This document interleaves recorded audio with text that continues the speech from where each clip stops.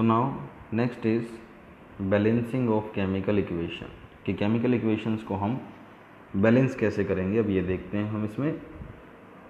First है skeletal equation, वो equation जो बैलेंस नहीं होती है उसको हम स्केलेटल इक्वेशन बोलते हैं। जैसे magnesium plus oxygen forms MgO, तो यहाँ पर मैग्नीशियम का एटम है 1, यहाँ पर भी 1, बट ऑक्सीजन के एटम्स यहाँ पर हैं 2 और यहाँ पर ऑक्सीजन का है 1। जब तक हर एलिमेंट दोनों साइड में इक्वल ना हो तब तक रिएक्शन बैलेंस नहीं होती।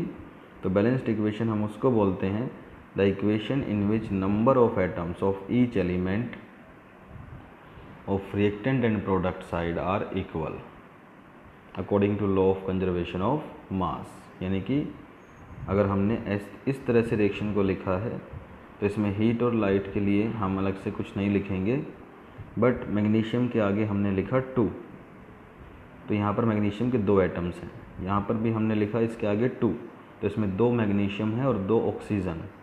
तो मैग्नीशियम एटम्स इक्वल हैं और ऑक्सीजन के एटम्स राइट साइड में भी 2 हैं। तो atoms in left side are equal to atoms on right side, corresponding atoms और एलिमेंट्स। तो ऐसे रिएक्शंस को हम बैलेंस्ड रिएक्शन बोलते हैं या बैलेंस्ड केमिकल इक्वेशन। तो बैलेंस्ड केमिकल इक्वेशन कैसे बनाई जाती हैं, अब हम उसके मेथड को देखेंगे। और उससे पहले है कि भाई हमें ज़रूरत क्यों है, why do we need to balance a chemical equation. तो हमारा एक लॉ होता है जिसको बोलते हैं the law of conservation of mass, जिसके according matter can neither be created and nor be destroyed in a chemical reaction. तो जब मैटर को हम जितना भी लेंगे लेफ़्ट साइड में, जितना भी मास है उसका ग्राम में, तो राइट साइड में जो प्रोडक्ट्स हमें मिलेंगे तो उनका मास भी उतना ही होना चाहिए, और वो तभी हो सकता है जब रिएक्शन बैलेंस हो। तो मास इक्वलाइज करने के लिए हमें रिएक्शन को बैलेंस करना पड़ता है। So the number of elements involve in chemical reaction should remain same at reactant and product side. दोनों ही तरफ total mass left side should be equal to total mass on right side according to the law of conservation of mass. तो अगर question आ जाए कि why we have to balance the reaction, तो total mass of reactant should be equal to total mass of product according to law of conservation of mass, and that is why we balance every chemical equation. तो अब यहाँ पर हम example देखेंगे इन reactions को balance करने के लिए। तो फर्स्ट इक्वेशन को मैं यहाँ एक्सप्लेन करूँगा और सेकंड और थर्ड को उसके अकॉर्डिंग आपने करना है। So taking the example first, and this is the reaction Fe plus H2O forms Fe3O4 plus H2। तो सॉलिड्स के लिए हम S यूज़ करते हैं, लिक्विड के लिए L, गैस के लिए G, एक्वस के लिए AQ। तो हम एक टेबल क्रिएट करेंगे जिसमें हम लिखेंगे एलिमेंट्स। तो यहाँ पर 3 तरह के एलिमेंट्स हैं, आयरन, हाइड्रोजन एंड ऑक्सीजन, जो हम देख सकते हैं, आयरन, हाइड्रोजन, ऑक्सीजन। और राइट साइड में भी ये तीनों ही हैं, आयरन, ऑक्सीजन, हाइड्रोजन। एक तरफ लिखेंगे रिएक्टेंट, एक तरफ लिखेंगे प्रोडक्ट। इसके बाद हम इनको काउंट करेंगे और काउंटिंग के बाद हम यहाँ देखेंगे कि ये रिएक्टेंट साइड है और ये प्रोडक्ट साइड। तो रिएक्टेंट साइड में आयरन का 1 है तो 1 लिखेंगे, हाइड्रोजन H2 करके लिखा हुआ है और H2O के आगे कुछ नहीं है तो ये 1 है। इट मीन्स इसमें 2 हाइड्रोजन्स हैं और H2O में 1 ऑक्सीजन है और टोटल 1 है, तो ये है 1। तो इस तरह से जिस भी एलिमेंट के नीचे जितना लिखा हुआ है वो हम यूज़ कर लेंगे। राइट साइड में आयरन है 3 और ऑक्सीजन है 4 और हाइड्रोजन है 2।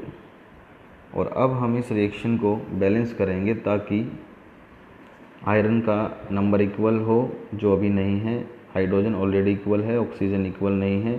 तो यहाँ पर हमें आयरन और ऑक्सीजन को इक्वलाइज करना पड़ेगा। और उसके लिए हम सबसे पहले इस तरह से ब्रैकेट्स लगाएंगे, आयरन, वाटर, Fe3O4 H2 के साथ में। और इसमें ब्रैकेट्स का मतलब ये है कि आप ब्रैकेट के बाहर चेंज कर सकते हैं नंबर्स को, उसके अंदर से चेंज नहीं कर सकते। So now what will do, सबसे पहले हमें अगर आयरन को इक्वल करना है तो आयरन जो 1 है इसको 3 से मल्टीप्लाई करेंगे तो 3 और 3 इक्वल हो जाएगा। और आयरन जो है हमारा रिएक्टेंट साइड में हमें मल्टीप्लाई करना है, तो रिएक्टेंट साइड में आयरन के सिंबल के बाहर हमने लिख दिया 3, जिससे आयरन यहाँ भी 3 हो गया है और यहाँ भी 3 हो गया है, बाकी सब हम रखेंगे सेम।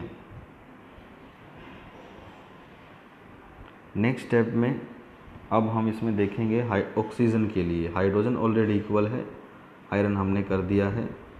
ऑक्सीजन के एटम्स लेफ़्ट साइड में 1 था तो हमने इसको 4 से मल्टीप्लाई करेंगे तो ये 4 हो जाएगा, और लेफ़्ट साइड में ऑक्सीजन हमारा यहाँ पर लिखा हुआ है तो हम ब्रैकेट के अंदर मल्टीप्लाई नहीं कर सकते, तो हम इसको बाहर से ही मल्टीप्लाई करेंगे और ये हो गया हमारा 4H2O।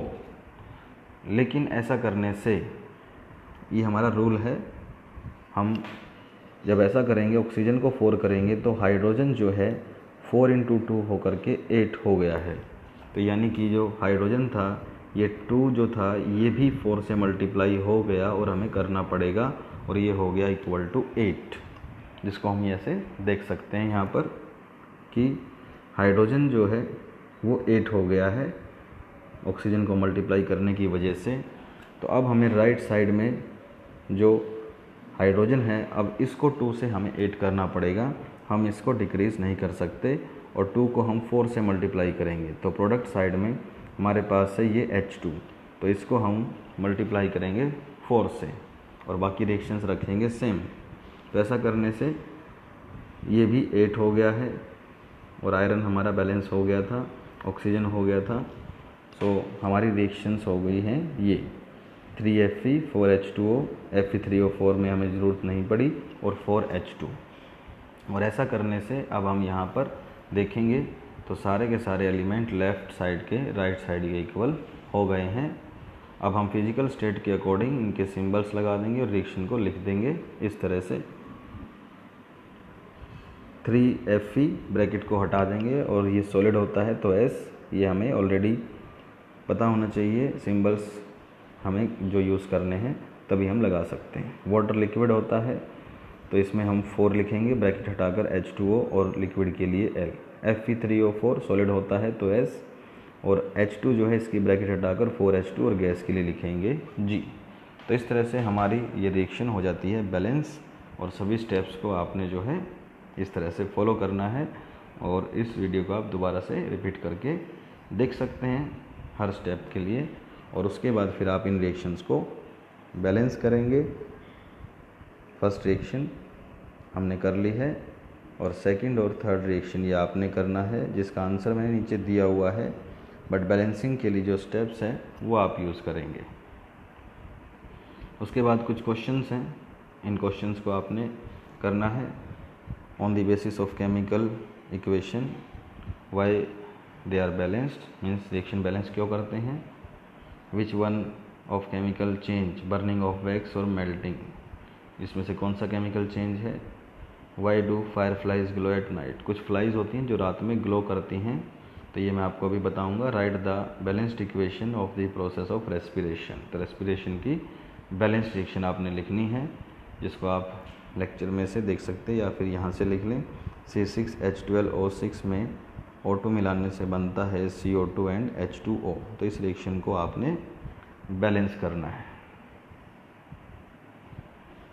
तो फायर फ्लाइज के लिए हमारे पास ये है कि फायर फ्लाइज जो हैं इस तरह से बहुत सारी फ्लाइज होती हैं जो रात के समय ग्लो करती हैं।